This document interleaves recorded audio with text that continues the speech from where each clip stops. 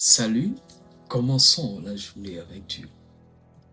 Hier, nous avons abordé un sujet vraiment intéressant, parler à son ami.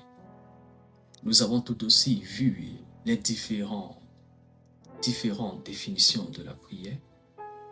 Nous avons vu la prière comme étant un dialogue et non un monologue. Nous avons aussi vu que prier, c'est communiquer avec Dieu et recevoir de lui une réponse. Aujourd'hui, nous allons pousser un peu plus loin et nous poser une question.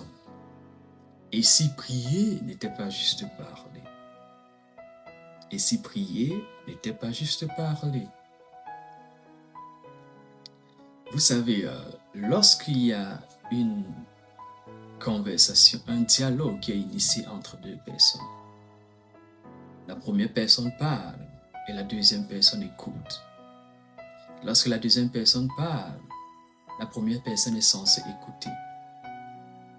Je ne sais pas si vous avez déjà eu à rencontrer ce genre d'amis qui, lorsque lui il parle, vous l'écoutez. Mais lorsque vous parlez, il ne vous écoute pas. Il se met encore à parler. C'est gênant, n'est-ce pas? Figurez-vous, c'est ce que nous faisons souvent avec Dieu. Lorsque nous parlons, Dieu nous écoute. Mais lorsque Dieu nous parle, nous ne l'écoutons pas.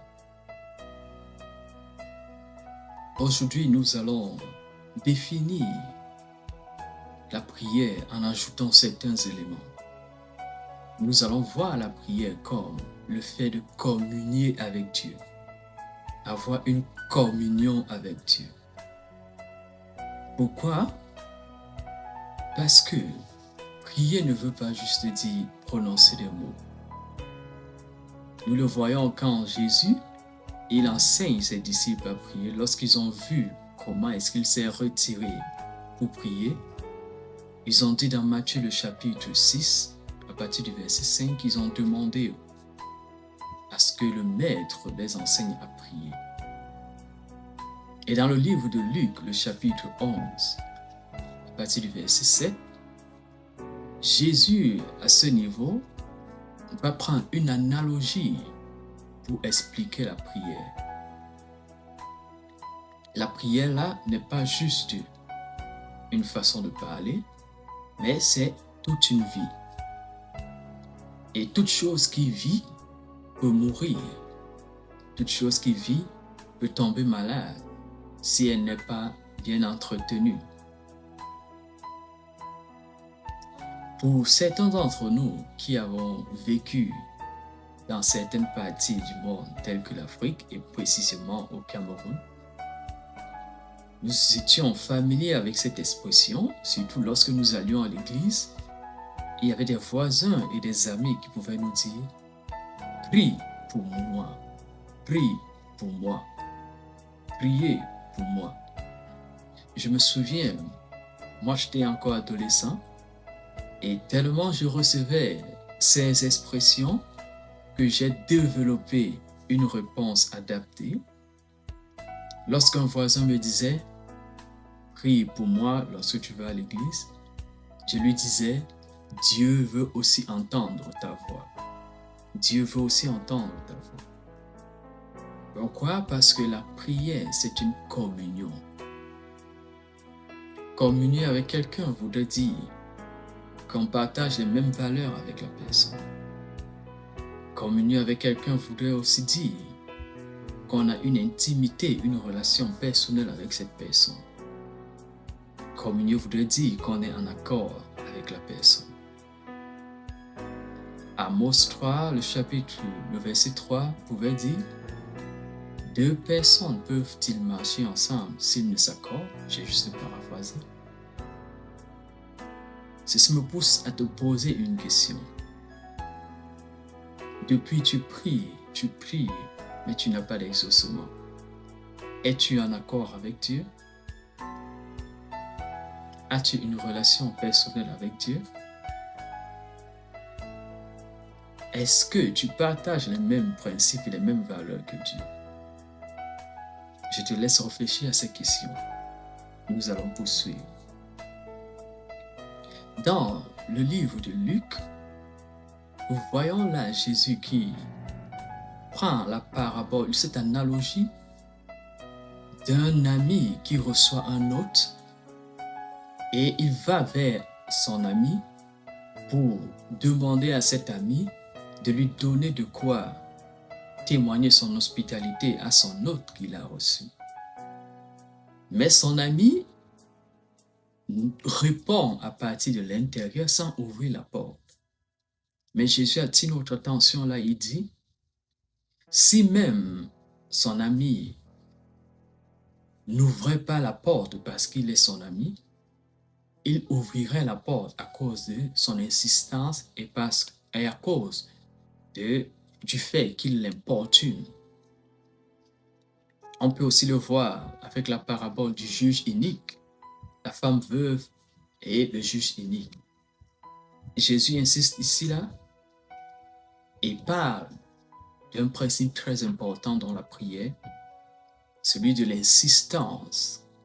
Quand nous prions, nous devons insister. Plus tard, au verset 9 de Luc chapitre 11, Jésus va nous dire quelque chose de fondamental concernant la prière. Et moi, je l'appelle les 3 niveaux de la prière. Les 3 niveaux de la prière. Jésus va dire, cherchez et vous trouvez. Non, Jésus va dire, demandez et on vous donnera. Cherchez et vous trouverez. La première partie dit, demande et on te donne. La deuxième partie dit, cherche et toi-même tu trouveras. La troisième partie dit, frappe et on t'ouvrira. On voit là différents niveaux. Lorsque tu demandes, c'est Dieu qui te répond. Quand tu demandes, on te donne une orientation. Quand tu demandes, on t'indique où aller. Maintenant, parfois, on demande juste et on croit que lorsqu'on nous répond là, on a eu directement l'exaucement de la prière. Non. Parfois, c'est juste une information qui nous permet de chercher davantage. Parfois, c'est une information qui nous permet juste de chercher davantage afin de trouver la porte où il faut frapper. Lorsque tu demandes, tu dois insister.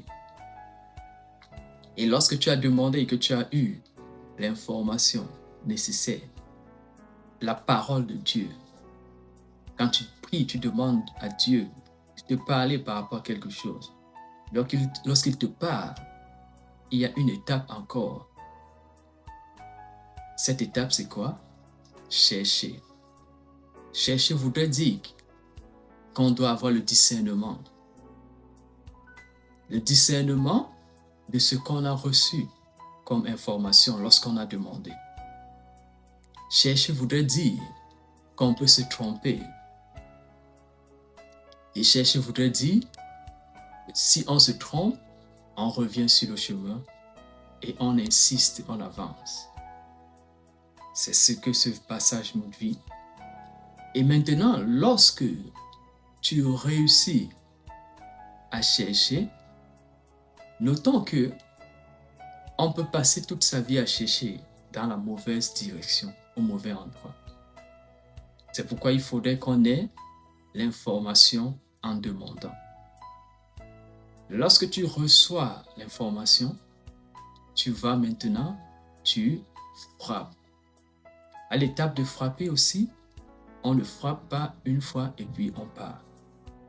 C'est pourquoi hier, quand nous parlions, je disais tantôt que certains d'entre nous, lorsque nous venons devant Dieu, nous frappons à sa porte et lorsque nous frappons directement, nous tournons le dos. Pourtant, lorsqu'on frappe, la Bible dit « frappez et on vous ouvrira ». Pourquoi est-ce que je nous dis tout ceci? C'est parce que nous sommes en début d'année. Et en début d'année, c'est la période pendant laquelle on cherche la face de Dieu. Certaines personnes ont les 21 jours de jeûne de prière, d'autres ont les 2 semaines de jeûne de prière, et certains encore ont 1 semaine de jeûne de prière. Pendant cette période où tu cherches la face de Dieu, pendant cette période où tu demandes, n'oublie pas de frapper.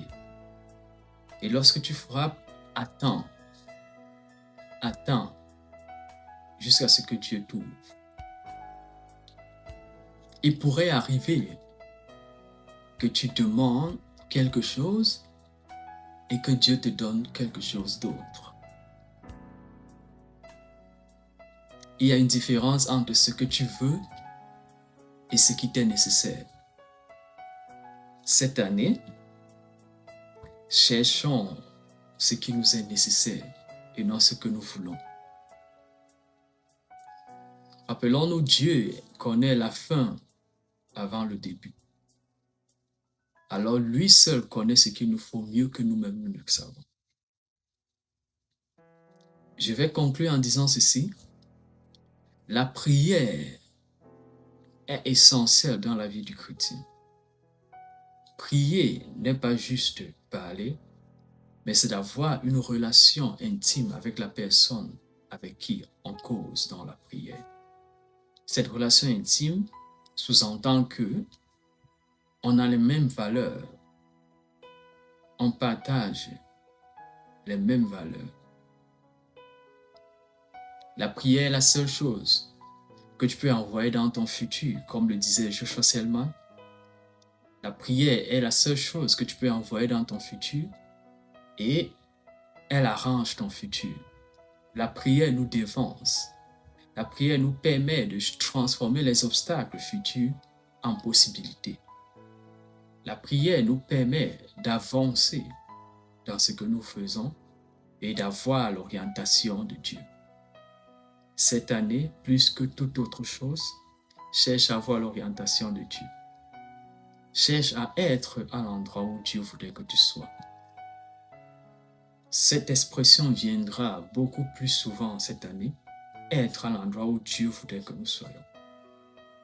Parce que c'est là où nous pourrons bénéficier de ses grâces, bénéficier de tout ce dont il a promis de faire dans nos vies.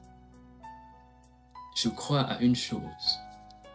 Si chacun d'entre nous décidait d'être à l'endroit où Dieu voudrait qu'il soit, nous ne serons pas en train de nous plaindre ça et là. Et j'ai une parole pour quelqu'un, je ne sais pas qui c'est. Cesse de tourner sur place. Et je vais te prendre cette parabole. Imagine cette fois-ci une abeille qui tourne autour d'un arbre. Les abeilles sont censées trouver le nectar au niveau des fleurs. Mais cette abeille décide de tourner autour d'un arbre. Même si cette abeille tourne pendant des années, cette abeille ne trouvera jamais le nectar dont elle a besoin. Le nectar dont cette abeille a besoin se trouve dans une fleur quelque part dans un jardin. Cette année, cesse de tourner sur place autour des possibilités qui ne sont pas les tiennes, autour des opportunités qui ne sont pas les tiennes. Cherche plutôt à te diriger vers les opportunités que Dieu a pour toi. Et comment est-ce que tu peux connaître les opportunités que Dieu a pour toi? C'est en communion avec lui, en parlant avec Dieu. J'aimerais prier pour toi si ta vie de prière est malade, si ta vie de prière est morte. Nous allons prier pour que le Seigneur te fortifie, pour que le Seigneur ravive la flamme de la prière dans ta vie. Nous prions ensemble. Seigneur, je te prie pour ton serviteur, pour ta servante, qui, depuis le début de cette année, ne parvient plus à prier. Je te prie que toi seul, tu ranimes la flamme de la prière dans sa vie. Que cette communion qu'il ou elle avait avec toi puisse être rétablie au nom de Jésus. Quant à ce que tu accordes la grâce de pouvoir se rapprocher de toi et de pouvoir t'honorer comme toi tu le veux. Au nom puissant de Jésus. Amen. Prends soin de toi et à très bientôt. Si cette vidéo t'a plu, tu peux bien partager et t'abonner sur la chaîne pour qu'on puisse ensemble grandir dans la foi et porter la lumière de Christ aux nations. Sois béni.